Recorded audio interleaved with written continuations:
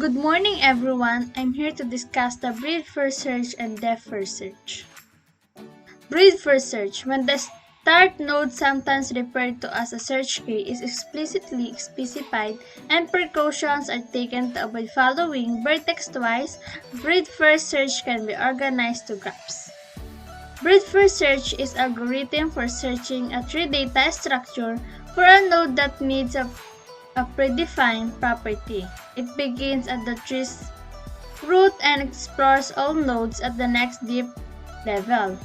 Usually, in the form of queue is required to keep track of the child nodes that have been encountered but have not yet been explored. Rules of breed first search. Here's the following. Rule number 1. Go to the next unvisited vertex, mark it as a visit, show it off, put it in a queue. Rule number 2. If no adjacent vertex can be found, remove the first vertices in the queue. Rule number 3. Repetition of rule number 1 and rule number 2 until the queue is empty. Depth first search. This runs vertically through the graph, which begins with the root node and then investigates each branch as far as it's possible before backtracking. It is a computer algorithm, traverses a graph in a depth first manner, and uses a stack to remember what to find the next vertex a search. Depth first search is an algorithm for traversing or searching data structures such as trees and graphs. The algorithm begins at the root node and explores as far as possible along each branch before backtracking. Rules of depth first search. Here's the following. Rule number 1. Go to the next unvisited vertex, mark it as a visit, show it off, put it on the top of the stack. Rule number 2. If no adjacent vertex can be found, pop up a new one. And rule number 3. Repetition of rule number 1 and rule number 2 until the stack is empty. Here's the example of breed first search and depth first search. This example is for the breed first search and this example is for the depth first search.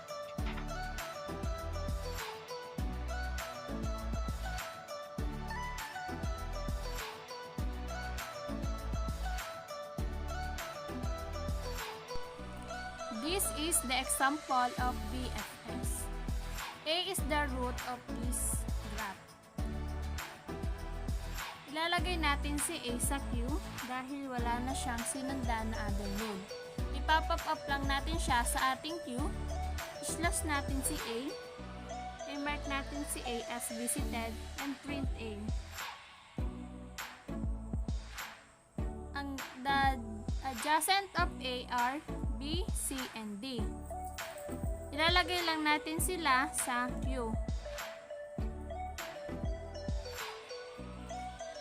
Ang unvisited at visited BB ay A at E. Ang A ay visited na, kaya ina lang ilalagay natin sa queue. Slash natin si B. Mark natin si B as visited. Print natin si B. The next is C. The unvisited and visited of C are A and E. Visited na si A, kaya ina lang ilalagay natin sa queue, but nakalagay na si E sa queue, kaya slash natin si C, mark natin si C at as visited, and print natin si C. Next is D. Ang unvisited at visited ni D ay A at E. Visited na si A, kaya inalalagay natin sa queue, but nakalagay na si E sa queue, kaya slash natin si D, mark natin si D as visited, and print natin si D. So, ina lang ang natitira, kaya slash natin si E, mark natin si E as visited, print natin si E. Again, the rules of BFS are: Rule number 1. Go to the next unvisited vertex, mark it as visited, show it off, put it in a queue. Rule number 2.